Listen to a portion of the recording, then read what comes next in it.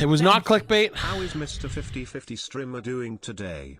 Don't worry, with all the lost money, you could probably go do some gambling on stream. People gamble. Oh wait, anyway, good afternoon, Mr. Streamer. So Frederick, I'll talk about the Twitch stuff after. DL Dre, I think is the prime sub. Appreciate it. Thanks, man. Okay. Ready? Boom. Overwatch 2 developer blog, tuning hero balance for Overwatch 2. So, it's a dev blog, but there's patch notes in it, and I'm not going to say anything till we get there. Overwatch 2 brings with it a new 9-week season cadence that will consistently introduce new maps, heroes, game modes, and more for players to experience. For heroes, more specifically, our plan is to typically release a new hero every other season, which combined with our ongoing additions of new maps and game modes with our regular balance updates should reward different strategies and playstyles, keeping the game fresh and dynamic for years to come. Why is this bad? I didn't say this part was bad. They tweeted. Most sane Twitter user right here. Yeah, so this is basically, it's the same thing. Just, I'm not going to reply to that tweet because I don't know if I have a whole lot nice to say after later on. But let's finish this part. Importantly, each season will see impactful hero balance changes as the season begins to support our goals of consistently balancing the game and keeping the live service feeling dynamic. This means new seasons will feel more feel more distinct and special, with balance changing significantly when we move to our next season. We are also prepared to make additional balance adjustments if the need within a season arises to manage hero balance and power, keep our game feeling fair and fun. So, part 1, major W. Giant balance patches every 9 weeks.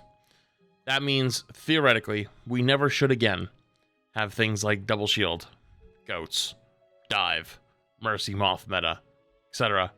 dominating the game for years on end. Now, there's a fear though, if they're only balancing once every 9 weeks, do they understand enough to like radically shift the meta so that other things can be played? Because past hero or past track record says otherwise. However, though, the second part I think is pretty important. This means new seasons will feel more distinct and special balance changes significantly when we move to the next season.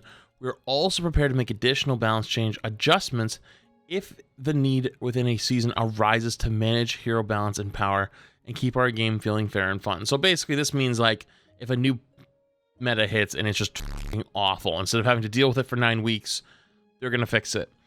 That's the big one, is what determines their need to go, okay, this is fucking busted, we need to fix this. That's a fair question. I don't think it's that bad though. Honestly, this is probably the best part of this whole part. By far, this is the best part. Let's get to Season 1 preview, shall we? The second public beta brought with it an abundance of hero performance data, along with player feedback and broader community and professional players. Has been instrumental in defining the hero balance landscape at launch. Informed by this data and feedback, the hero design team has mapped out some balance updates that players from the beta will recognize as changed from the end of our second public beta test earlier this year. You have an opportunity to see most of these changes in action, first coming during the next Overwatch League tournament cycle, the Countdown Cup, starting on September 2nd, which is tomorrow. Until then, let's dive into a preview of what to expect on October 4th. So Queen got destroyed. Commanding Shout. Allies bonus health bonus reduced from 100 to 50. So when she goes, Wah! Instead of everyone getting 100 health, they get 50. Allies duration reduced from 5 to 3. So it only lasts 3 seconds. It doesn't decay anymore, which is good. And the cooldown's been increased from 11 to 15 seconds. So, yeah. I'm not going to lie to you. Junker Queen's probably going to be pretty trash. The key to nerfing the shit out of her shout was to give her more damage, so she felt threatening. She's not going to be as sustainable or as threatening anymore. So if you were hoping to play Junker Queen on the release of Overwatch 2, I have some bad news for you. She's probably going to be terrible. And from what I've heard from Overwatch League, small inklings of here and there, it's much more of the original meta where almost every tank is viable, except Junker Queen. So, ew, not good. Okay, so this is just some dev notes. I don't really going too much into it, but yeah, basically they want to reduce the overall power and ability. I think they destabilized it though. Here's a giant one. Temporary health now grants 50% reduced ultimate charge instead of 0 ultimate charge. So this is actually also a nerf up here to Junker Queen again.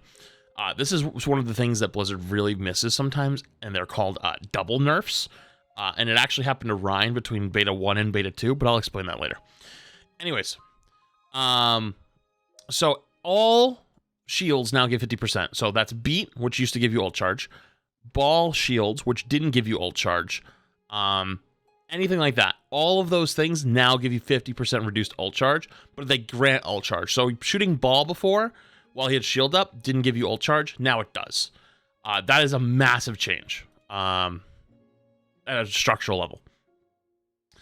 Temporary health not giving ultimate charges a lot of hidden strength in its effect, reducing consequence for riskier decisions and playstyles is effective. Okay. This change, our goal is to preserve some of the advantages granted by temporary health while adding a reward for players who contribute their teams and through damage dealt. Okay. So, are you ready for this one? Strap in. Damage roll passive. New passive. Eliminations grant 25% increased reload speed and movement speed for 2.5 seconds. Does not stack with itself, but will refresh the duration. So, if a DPS gets an elim, you move 25% faster. Remember back in Beta 1? Okay, so my support players who are having some PTSD, listen, I used to yell, I yell at support players a lot, but it's also because I love you, right? Like I yell at tank players because I love them. So strap in with me, okay? Ready? Remember back in Beta 1, the DPS were really hard to deal with, and support players were like, we can't deal with DPS, they're too fast. That was 10%. That's 25. That's not double, but 2.5 times faster, and a 25% reload speed. So if you're playing against a Tracer, imagine trying to shoot a fucking Tracer who just got this buff, like, dude, unbelievable. I don't know who made this change. And especially, like, against, like, Genji. Dude, Blade is going to be unbeatable. Think about Blade for a second, right? Think about Dragon Blade. So, let's say, like, you all speed away, right? And there's just, like, one who doesn't make it out, right? And they're the sacrifice, and they get bladed. Guess what? That triggers the 25% movement buff, plus the reload speed, which I don't know will have an effect on it, but I don't think it will because it's Blade. I don't know if it will affect the swings. I doubt it, but just hear me out. He then already has extra speed because he's moving in Blade. But then the Blade distance will be 25% further because he's moving faster, right? So, if there's stacks with a speed boost, like from either Junker Queen or Lucio's speed, you cannot get away from Blade anymore. That would be almost impossible. Because you also have Kiriko as well, where Kiriko can put up her thing. Like, you know, like on Push, the Rome map, where it's the big middle part, or the long hallway.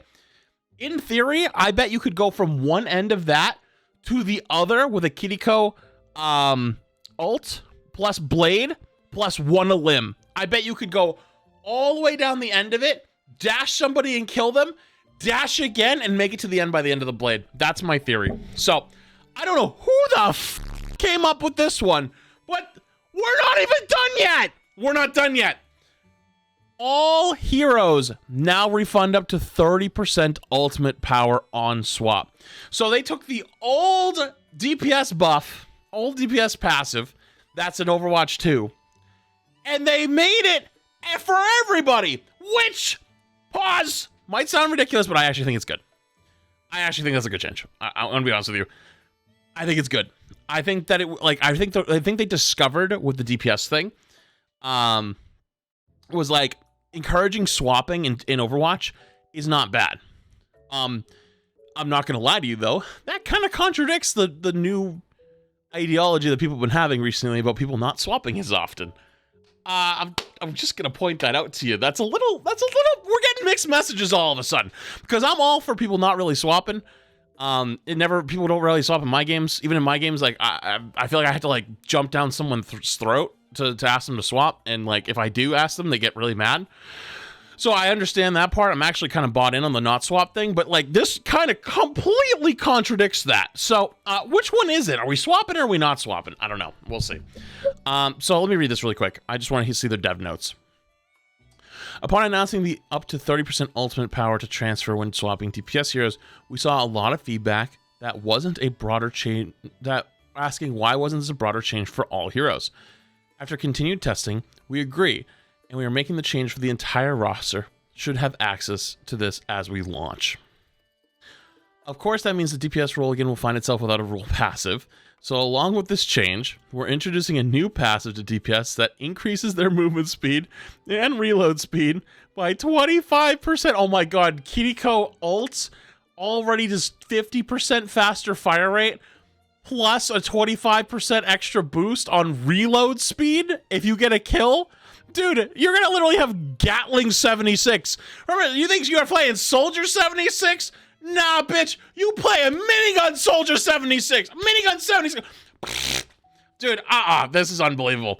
After getting elimination, we believe this change will be the right balance for rewarding players to perform well in the damage role without being overpowered. Okay.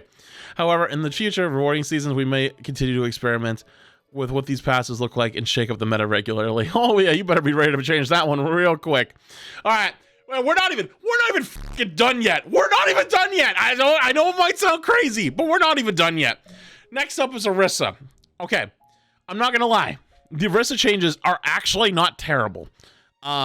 Base health increase from 250 to 275. Base armor increase from 250 to 275. W. But here's the big W. I don't know if they listened to me, but I actually made a personal recommendation for this change. Because I made videos about it too, so I guess it's not really that different. But I talked about why Orisa was so fun in Beta 1 wasn't just because her kit is cool, but because it was dynamic. And that they nerfed the spear to 10 seconds, and then they ended up buffing it back to 8 seconds. I was like, no, you fucked up the rhythm. Like, the rhythm for Orisa needs to be dynamic. You need to constantly feel like you're doing something. What Orisa was boring in Overwatch 1 was you put down a shield and you stood there and went... Like, that was boring gameplay. Overwatch 2 original Beta 1 Orisa was you're shooting, you put up the spear, put up the spinning spear, and then shoom, you fucking javelin someone, then back away, fortify, back away, then you come back up, shoom, and you javelin them again. You don't have to have it do crazy amounts of damage, but like it was a skill shot on a small cooldown. It was dynamic and it moved fast, and that's what felt fun to play. They nerfed the most fun part of her kit, and I was like, dude, the hero already sucks. At least keep the part that's fun for people. And stop buffing the unfun parts, you degenerates. So I'm glad that that's back, because that will, even though Orisa I think is still not going to be good, it might be better. I still think she's not going to be good. I think she's more fun to play, at least for people, because I know everyone during Beta 1 loved to play Orisa, and I hate to rain on the parade a lot of like the gold and plat players. They thought Orisa was like the second coming of Ryan. No, character's not good. For a hero rework that's been looted as fun to play, hard to kill, and particularly potent as an in-your-face tank player, Orisa continues to be a challenging hero to balance. Yep. With one of the lowest win rates in the game. Giving a hero more health is a more reliable solution as increasing the frequency of her energy javelin should keep her feeling active and more effective as she charges down the front line. I will be expecting a check in my mailbox. Just kidding. Blizzard has never paid me before. Actually, that's part of it. I think that's a funny thing. Is people don't know. I've actually made more money testing Apex in my small 1 month stint of Apex than I've ever made from Overwatch or from Blizzard. Story for another day. Anyways, Diva. Now, We're getting into this. I don't know about this one, dude. Booster's impact damage increased from 10 to 25. That might not sound like a lot, but hear me out on this. Micro missiles cooldown reduced from 8 to 7 seconds. Hold on, we're not done yet. And Call Mech Ultimate reduced by 12%. This one basically is like a callback. So there was a nerf a while ago to Baby Diva, which was because of Echo. So there was a meta in Overwatch League / Top 500 where Echo would copy Diva ult and then start shooting the enemy as Baby Diva. And then she would build another mech before the bomb went off. So she could get into mech as the bomb was going off, start building another bomb while it's blowing up, and then basically have a second bomb or a third bomb. So they nerfed Baby Diva to slow that down. I think this is counteracting that. That's not the point. So let's read the dev note really, really fast. Diva has been slightly underperforming in comparison to other tanks 5v5.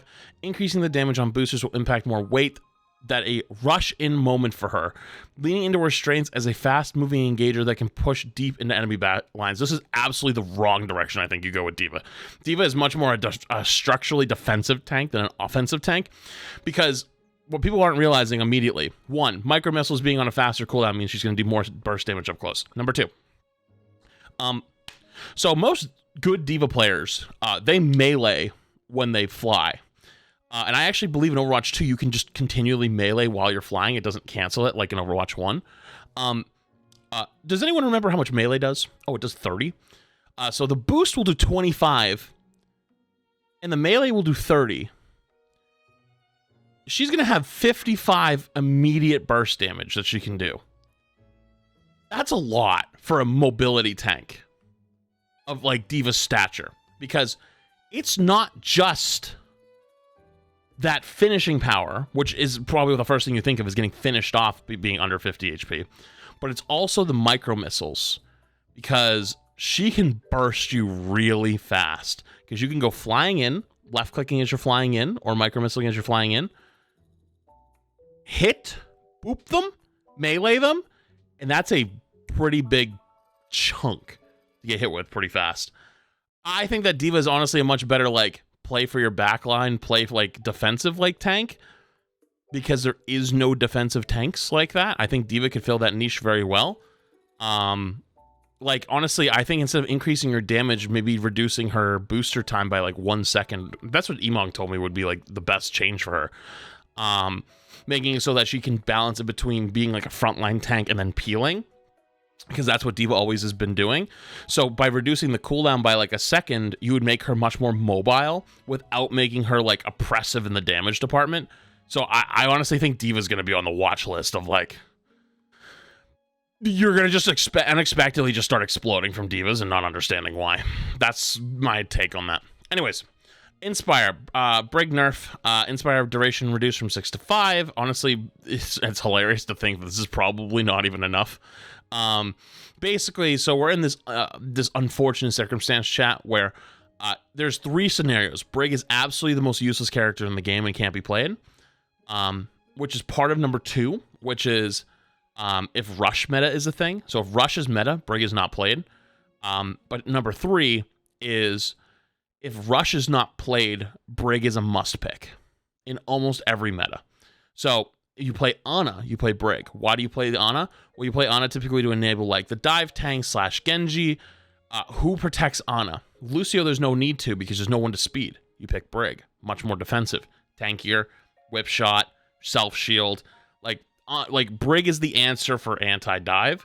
So now Brig is literally the character that unless you pick Lucio comps, Brig is like the next must pick. So even another nerf to her, she's still gonna be good. Baptiste. Oh, remember we talked about Minigun 76. So let me reintroduce to you again. Healing 76. Baptiste biotic primary damage increased from 24 to 25. And the primary fire minimum fall off range increased from 20 to 25.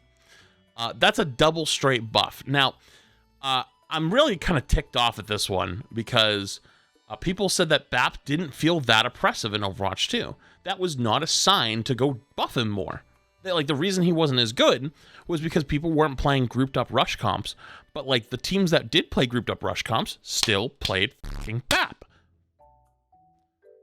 If the other metas had swapped, BAP would become good again. So now we have DPS BAP again. Congrats. Next up, Mercy. Mercy players gonna be mad. Mercy, pressing crouch during Guardian Angel now launches you straight up. Angelic Descent can now be activated by holding crouch while airborne. So these are basically the Mercy changes to Beta 2. They are now a thing. Mercy's beta changes allowing her to Guardian Angel cancel and boost where she is looking added a so basically, it seems like it's going to be like a combination, it looks like. Mercy's beta change allowing her Guardian Angel to cancel and boost where she's looking added a substantial amount of flexibility to her movement. However, boosting upwards was difficult for many players. Given that we are needed to quickly look up before activating and look down again to survey the battlefield. Yeah, this is true. That's actually very true. To address this, the crouch input will now launch her upwards regardless of her facing direction. In addition, crouch will activate Angelic Descent while in the air, similar to jump. This adds much needed quality of life improvements while performing the vertical boost with crouch. So basically, this is I don't play Mercy very much, so I can't give you a crazy in-depth opinion. But this basically made Mercy super jump no longer a tech; it's in the game. I have no idea what levels of control you're going to have over it though. So yeah, good luck, I guess. Anyways, Bastion, Ironclad passive is enabled again, 20% damage reduction while transformed. This is good. Bastion was really hurting in Beta 2, so kind of glad they gave it back to him. Since introducing the newly upgraded Bastion, we've tracked a general sentiment that his new kit being a little too potent, similarly well in Sentry form. To address this previous concern, we removed the Ironclad passive with a goal of regaining its perceived power. We removed the Ironclad passive with a goal of reining in. I thought I said regaining. I'm dumb. Perceived power. Now that we've had more time to engage data and evaluate, we believe returning the Ironclad passive will not push him over the edge. Okay, cool. So Reaper got a small nerf. Hellfire Shotgun spread. Oh, actually, no, sorry. It's a small buff. Excuse me. Hellfire Shotgun spread reduced from 8 to 7 degrees, so it's going to be slightly tighter. Sojourn railgun energy from non-player targets. This is actually a suggestion I made as well. Railgun gain from non-enemy targets such as barriers and turrets reduces by an additional 50%. Basically, my argument for this was it's way too punishing to literally pick any type of shield tank or even like Torb to get free ult charge to get like a one tap. I actually argued that it should be 0, but maybe didn't feel the same way. Because, like, basically what Sojourn could do was just sit in front of a Ryan shield and just, like, build up the 100% and then, like, slide jump up and then just, like, one-tap someone on the back line. And that was kind of nuts. So, but here's honestly arguably one of the scarier ones that is low-key. Sombra. Hack ability lockout duration increased from 1 to 1.75 seconds. This is almost a double the duration. It's a 75% buff, basically. The duration of Hack's ability lockout goes unnoticed unless it's being used as an active input. While we are not looking to go back on previous lockout numbers, we do want Sombra to have slightly more time as to feel the ability is active. This change stays in line with our goals and less crowd control abilities in Overwatch 2, and we'll continue to closely monitor performance data and player feedback to ensure that it remains the case. Okay, so I don't like this change at all. I think the biggest problem with Sombra's hack is her cast time right now.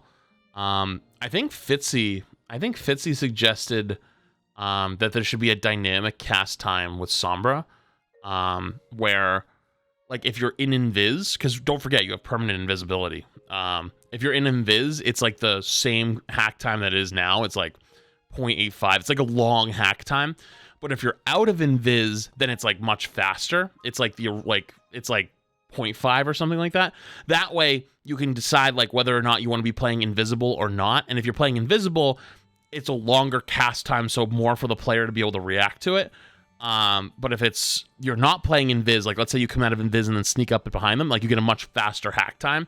That way the Sombra player has to realize what playstyle should they go with, you know? I think that that's a much smarter change than just buff more fucking time, because this is just going to be ass to play against and probably isn't going to make Sombra that much better. So, also disappointed not seeing any Rein changes. Rein got a double nerf from Overwatch Beta 1 to Beta 2. Beta 1, everyone thought Rein was super fun to play and really good. By the way, it wasn't the best tank, and that's why it wasn't played that much in Overwatch League outside of when the Spitfire. Winston was most played, or Ball, because Rush wasn't as good as the Winston comps. So they nerfed Rein based off of the play, like, amount of people that are playing it and saying it was strong. And not only that, armor was broken in Beta 1.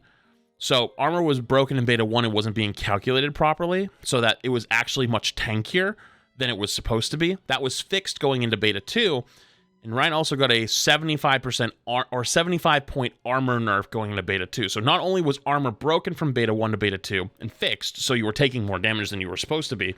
Sorry, Beta 1 you're taking less damage than you were supposed to be. So then in Beta 2 you're going to take more damage than you were before. There was also an actual nerf, which was having less armor. So I actually have no fucking clue. I think that character's going to be fucking terrible on release. I think that meta on release of Overwatch 2 is going to be very much like a Sigma, Winston, well, maybe, let's say the Sigma, Ball, Winston, Diva will probably be like the 4 tanks that are like best, and then maybe Rein, maybe Orisa if Orisa's actually that good. I don't know, we'll see. But some absolutely massive changes. There's no shot this sticks around. I refuse to believe that this damage roll passive will stay, but I don't know. Remains to be seen, I guess.